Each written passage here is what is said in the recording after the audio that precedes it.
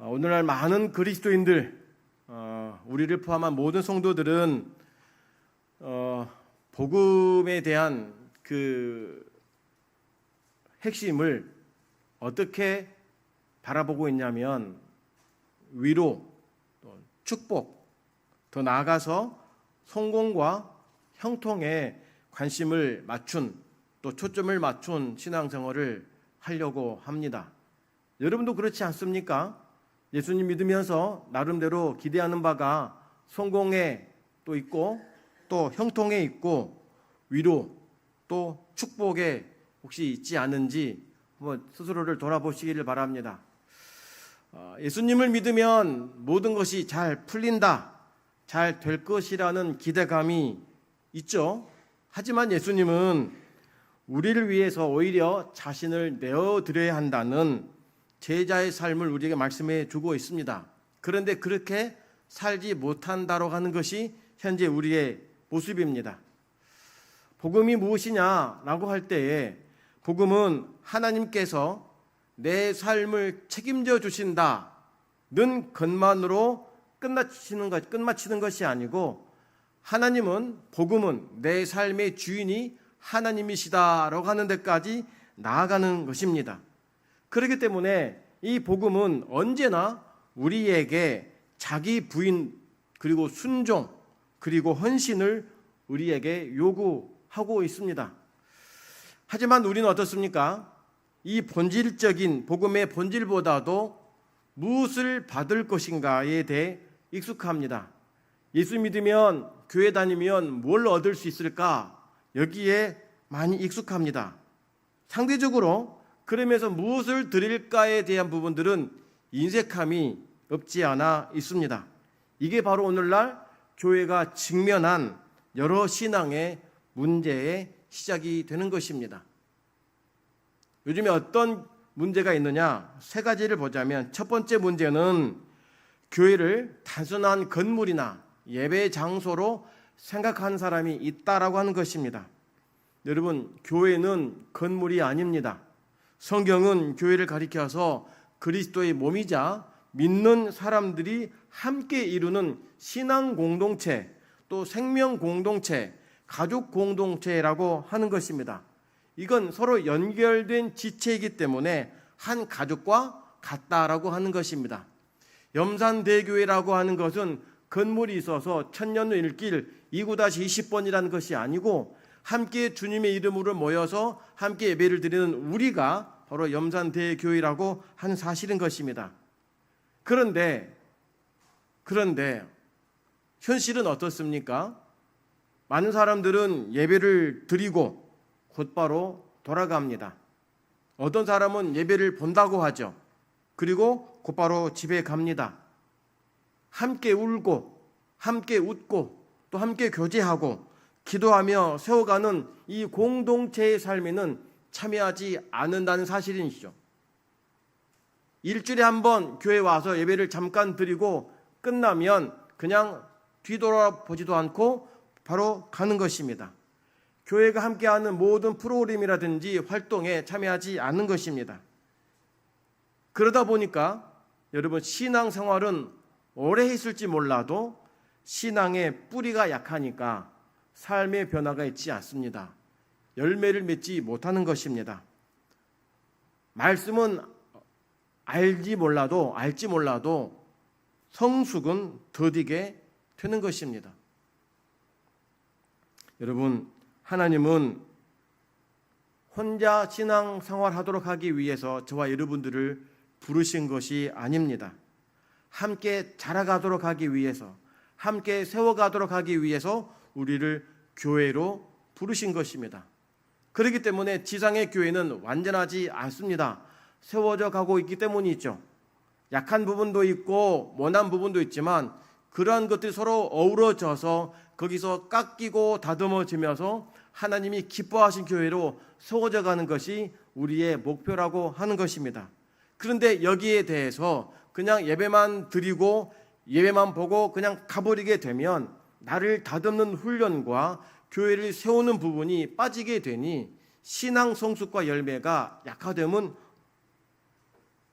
누구도 알 수 있는 것입니다. 두 번째 문제가 무엇이냐? 고난이 찾아오면 신앙이 쉽게 흔들린다는 사실입니다. 왜 그럴까요? 왜 고난이 오면 신앙이 쉽게 흔들리겠습니까? 거기는 신앙의 초점이 어디에 있느냐? 형통에 있기 때문에 그런 것입니다. 교회 다니면, 예수님 믿으면 잘 풀리겠지, 사업도 잘 되고 건강도 좋아지고 사람 관계도 좋아지고 마음의 평안도 얻어지겠지 라고 하는 데에 있다 보니까, 그렇게 해서 예수를 믿고 교회를 다녔는데 끝이 나타나지 않으니까 조금만 어려움이 와도 넘어지는 것입니다. 많은 사람들은 예수님을 믿으면 어려움이 없어질 것이라고 생각합니다. 여러분도 혹시 그런 생각을 가지고 계십니까? 성경은 뭐라 말씀하십니까?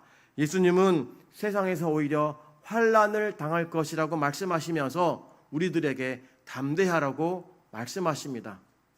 예수님 믿으면 환난이 찾아오고 고난이 올 것이니 이것을 알고 담대해라, 흔들리지 말아라 라고 하는 것입니다. 그래서 사도들이 어떻습니까? 예수님 부활 후에 얼마나 많은 고난을 당했습니까? 그러나 그 고난을 통해서 믿음이 다져지게 되고 곳곳마다 복음의 십자가를 세웠습니다. 여러분, 고난은 누구나 달갑지 않지만 하나님은 고난을 통해 우리를 빚어 가십니다. 금이 불을 통과해야 순금이 얻어지지 않습니까?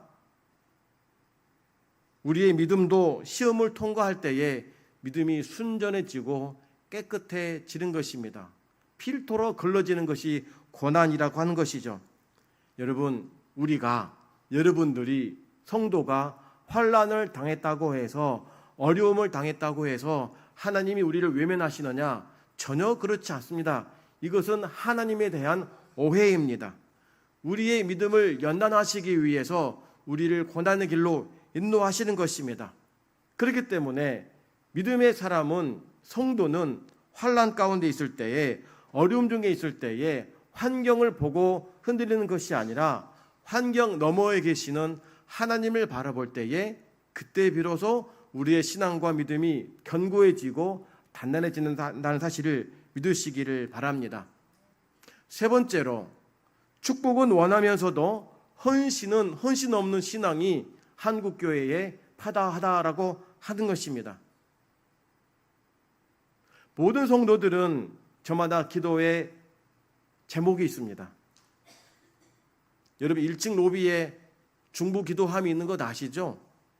물론 화본에 가려져서 보이지 않지만 아예 안 보이는 건 아닙니다. 몇 분만 기도 제목을 써서 종종 넣으시지 다른 분들은 넣지 않으시더라고요. 없어서인지 모르겠지만 여러분, 그 중보 기도 제목은 저만이 알고 저만 기도를 해드리고 있습니다. 그 기도 제목을 보면 대부분 어려운 상황이 있으니 하나님께 도와달라는 의지적 기도문인 것입니다. 잘못되지 않았습니다. 그런데 우리는 어떻습니까? 기도 응답을 원하고 문제 해결을 바랍니다. 건강도 바라고 형통도 바랍니다. 그런데 바라는 것은 많고 원하는 것은 많으면서도 정작 나의 시간, 나의 물질, 나의 재능을 하나님께 바치는 것은 인색합니다. 하나님으로부터 받으려고 하는 것은 많으면서도 내가 드리려고 하는 것은 인색하다라고 하는 것입니다. 하나님께 무엇을 받을 것인가에 대한 관심은 많으면서도 무엇을 드릴까에는 관심이 없는 것, 이것이 오늘날 교회가 가지고 있는 가장 큰 위기 중에 위기인 것입니다. 오늘 우리가 보고 있는 누가복음 9장의 말씀은 예수님의 사역 중 가장 중요한 전환점이 되는 한 부분입니다. 예수님은 이제 갈릴리 사역을 마무리하시고 십자가를 지시기 위해서 예루살렘으로 향하는 길목에서 오르셨습니다. 그때 3명의 사람을 만나게 됩니다. 그러면서 이 길은 어떤 길이냐? 주님이 가신 이 길은, 예루살렘을 향한 이 길은, 십자가의 길은 고난의 길이라고 말씀합니다. 거기서 주님을 따르겠다라고 하는 사람이 등장합니다. 그들은 예수님을 존경했기 때문에, 주님의 말씀이 자기에게 와닿았기 때문에 주님을 따르겠다라고 결정한 것입니다.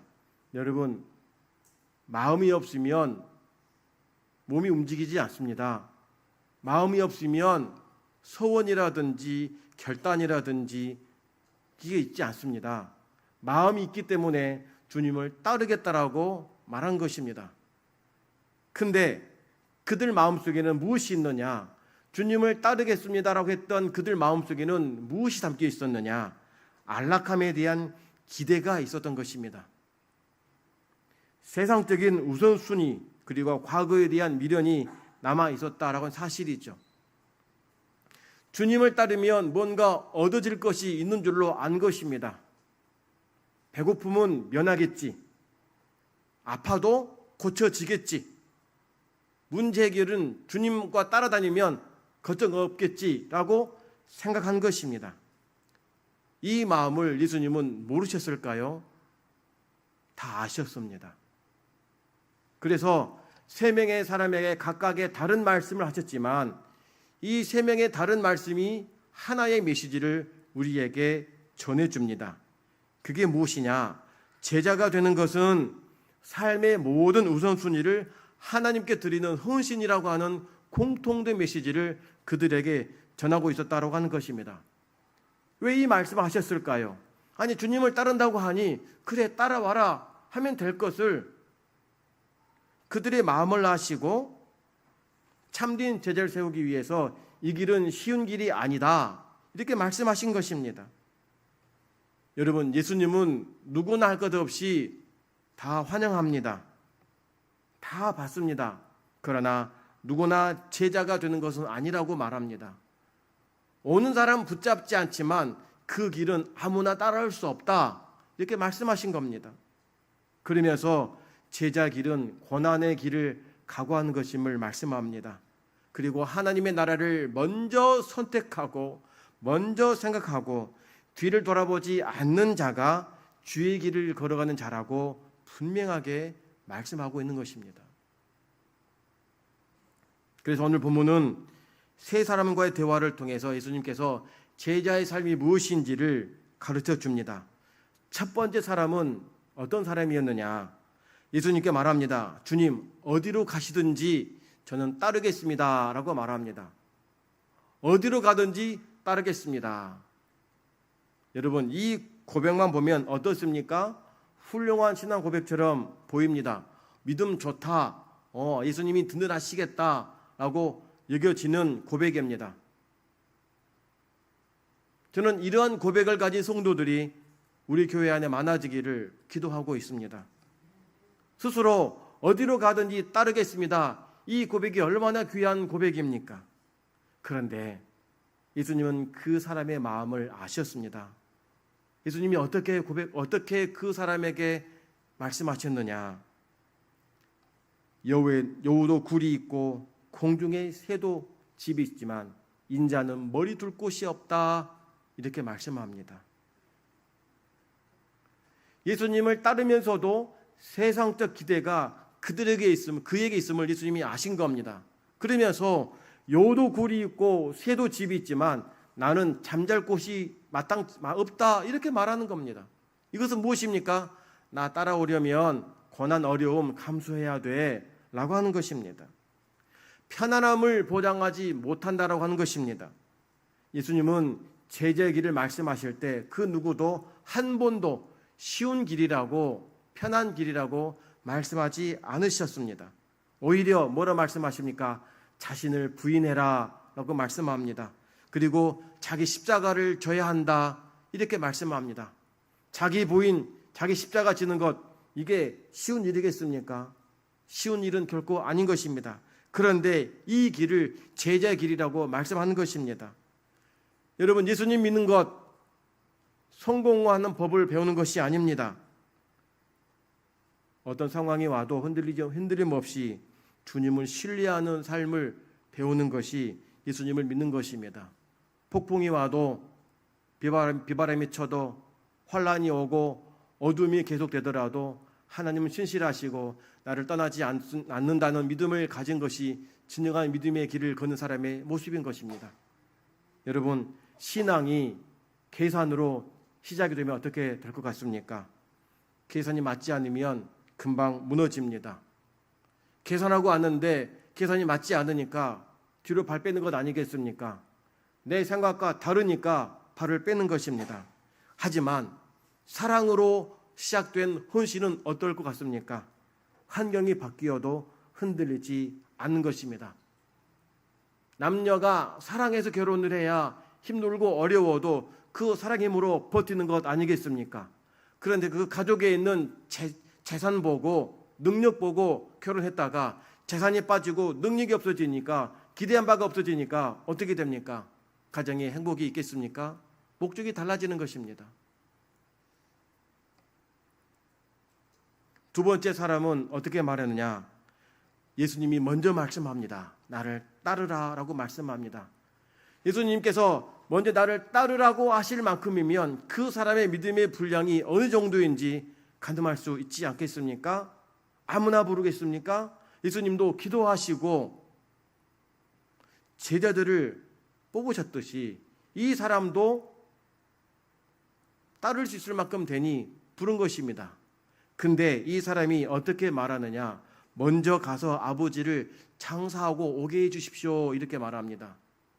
학자들은 아버지가 노년이니까 죽음이 곧 이제 얼마 남지 않았으니까 그렇겠다 싶기도 하고, 아니면 어떤 사람은 곧 임종 직전이라 그럴 수 있다고 하지만 상황이 어떠하든지 간에 이 답은 누가 보더라도 그럴 수 있다라고 여겨집니다. 노년의 부모님을 돌아가시 전에 생전에 장례 치르고 주님을 따르겠다라고 말하는 것 잘못된 것입니까? 오히려 예수님께서 너무하다라고 할 수가 있습니다. 부모를 공경하는 것인데 잘못된 것은 아니라는 것입니다. 그런데 예수님이 뭐라 말씀하시느냐? 이것은 우선순위를 말씀하고 있는 것입니다. 부모 공경하지 말라는 말이 아닙니다. 하나님보다 앞설 수 있는 것은 아무것도 없음을 말씀하고 있는 것입니다. 교회가 손을 내밀어 헌신을 요구하고 또 수고를 요구할 때에 돌아온 공통된 답변들은 여러분 무엇이겠습니까? 바로 먼저라고 하는 단어입니다. 먼저 돈을 벌고 나서 여유가 생기면, 먼저 자리를 잡아 안정이 생기면, 지금은 아이가 어리니까 키우고 좀 이렇게 여유로워지면 그때 하나님 섬기겠습니다 이렇게 말합니다. 무슨 말입니까? 먼저 지금 내가 갖고 있는 문제가 있고 상황이 있으니 이거 다 처리되고 해결되고 시간이 간 다음에 그 다음에 하겠습니다 라고 말하는 것입니다. 여러분, 그렇게 미루다 보면 하나님은 언제나 맨 마지막이 됩니다. 생각해 보십시오. 저와 여러분들에게 언제 급하지 않는 문제가 있었습니까? 시급하지 않은 문제가 없었던 때가 있었습니까? 그런데 그것을 다 해결이 되고 사라지고 마음의 평안이 온 다음에 한다고 한다면 그때가 언제일까요? 아마 죽음 이후일 겁니다. 예수님은 우리에게, 제자들에게 뭐라 말씀하시느냐? 너희는 먼저 그의 나라와 그의 의를 구하라 이렇게 말씀합니다. 먼저 하나님의 나라를 구하라고 말합니다. 우리는 먼저 내 문제가 해결되고 내 일이 해결되고 내 상황이 해결되고 나서 하겠다고 하지만 하나님은 아니, 먼저 주의 일을 먼저 해라고 요구를 하시는 것입니다. 하나님은 우리가 모든 일 하고 나서 마지막에 남는 시간, 짜투리 시간, 필요 없는 것을 원하시지 않습니다. 우리에게 가장 중요한 시간, 가장 좋은 것을 원하시는 분이십니다. 여러분 생각해 보십시오. 자식이 다 하고 남은 시간, 남은 것 준다고 해 보십시오. 그 어느 누구가 나에게 음식하고 남은 것을 나에게 준다고 해 보십시오. 기분이 어떨 것 같습니까? 아, 이 사람 나를 이렇게 대하는구나. 내가 이 사람에게 이것밖에 안 되는구나 라고 여겨지지 않겠습니까? 그 사람을 대하는 것은 어떤 것이냐? 마음의 자세인 것입니다. 최고 좋은 것, 최고 좋은 시간, 가장 중요한 시간을 이 사람에게, 이분에게 드렸다고 하는 것은 그 사람이, 이분이 나에게 먼저라고 하는 것 아니겠습니까? 그런데 이 일을 다 하고 나서 남은 것, 짜투리를 준다라고 하는 것은 그 사람이 하찮은 사람이라고 여겨진 것밖에 안 되는 것입니다. 하나님은 여러분에게 가장 뜨거운 사랑과 마음과 시간과 물질을 원하십니다. 왜요? 우리의 마음이 어디에 있느냐를 묻고 있으신 것입니다. 세 번째 사람은 주님을 따르겠다라고 합니다. 그런데 가족들에게 작별 인사하고 오게 해주라고 말합니다. 그러니까 예수님이 뭐라 말씀하시느냐? 손에 쟁기를 잡고 뒤를 돌아보면 안 된다. 하나님의 나라 합당하지 않다라고 말합니다. 아니, 가족 인사하고 온다고 하는데 이것도 마땅합니다.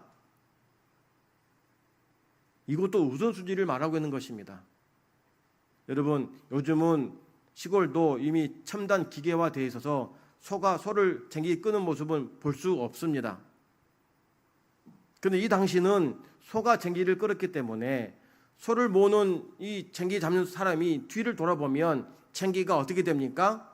삐뚤빼뚤 고르지 못하게 됩니다. 이것처럼 제자의 삶도 주님을 따르기로 했으면 과거를 붙잡지 말고 앞을 보고 하나님을 향하여 나아가야 한다, 이렇게 말씀하시는 것입니다. 소돔과 고모라가 멸망 중에 있을 때 여러분, 롯의 아내가 어떻게 했습니까? 집에 있는 아까운 것을 보고 뒤를 돌아보다가 소금 기둥이 되어버리고 말았습니다. 앞만 보고 나갔으면 살 수 있었을 것인데 아까운 것 잠시 돌아보다가 영원히 돌아오지 못하게 되고 말았습니다.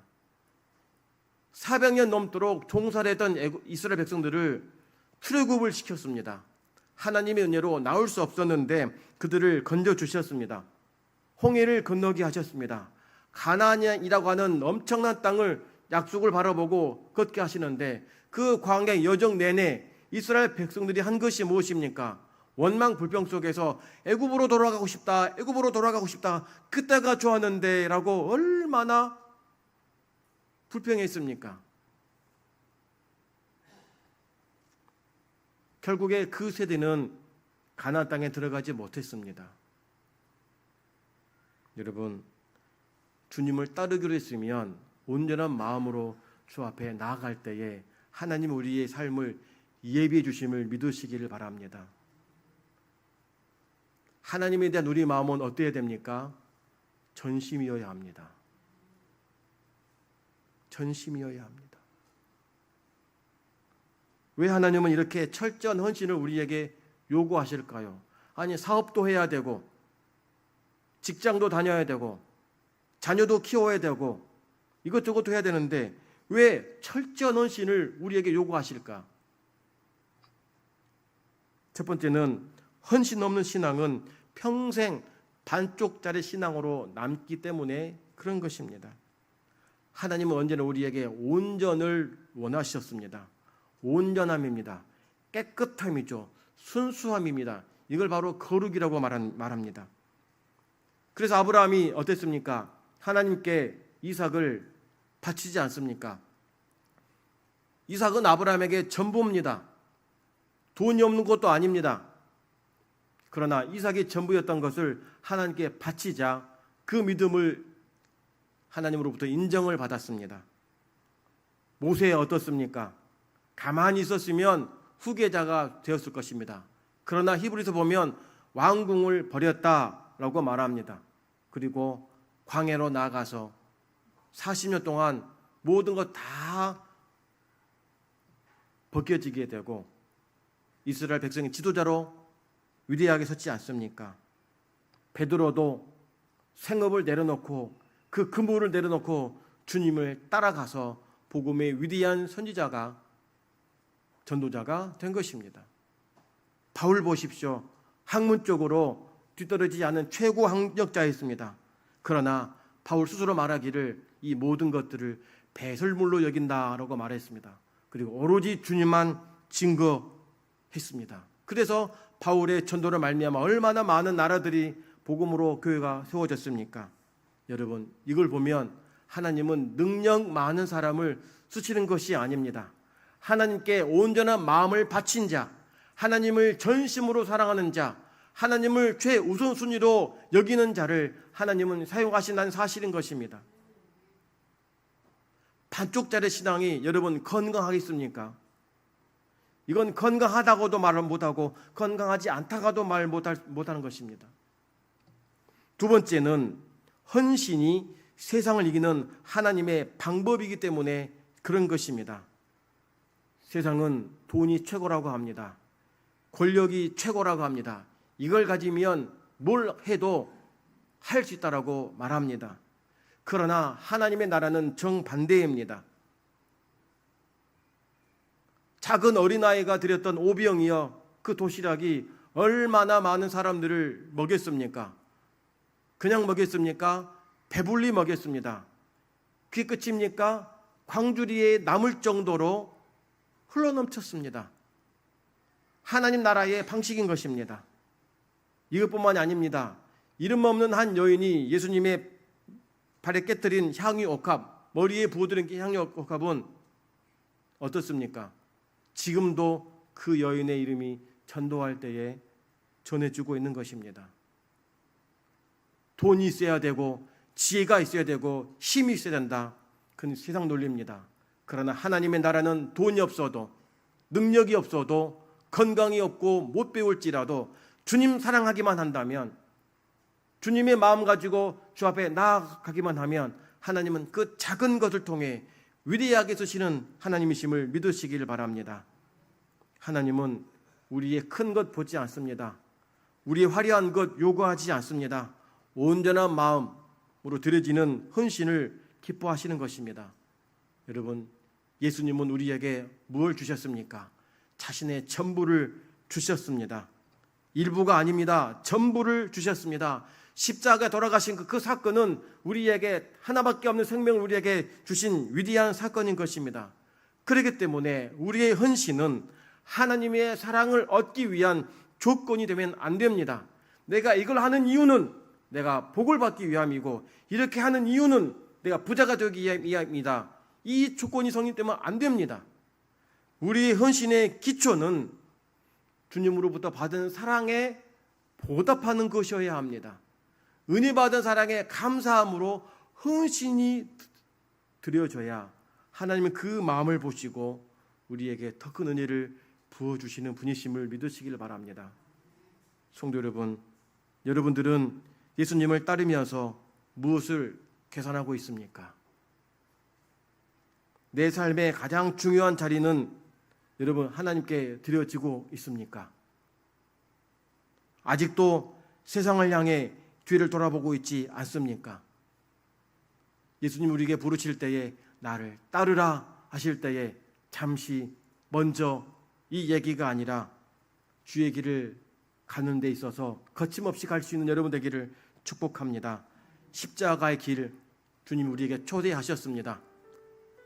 그러나 그것은 세상에 줄 수 없는 기쁨입니다. 하나님만이 주시는 영원한 생명입니다. 하나님 우리에게 얼마나 오래 믿었냐 이걸 묻지 않습니다. 얼마나 온전히 나를 사랑하고 나를 따르느냐 이걸 묻고 있는 것입니다. 성도 여러분, 신앙의 연수, 직분 자랑하는 것이 아니라 내 마음의 중심에는 오직 주님이 전부입니다. 이 고백으로 가득 찬 여러분 되기를 주님의 이름으로 축복합니다.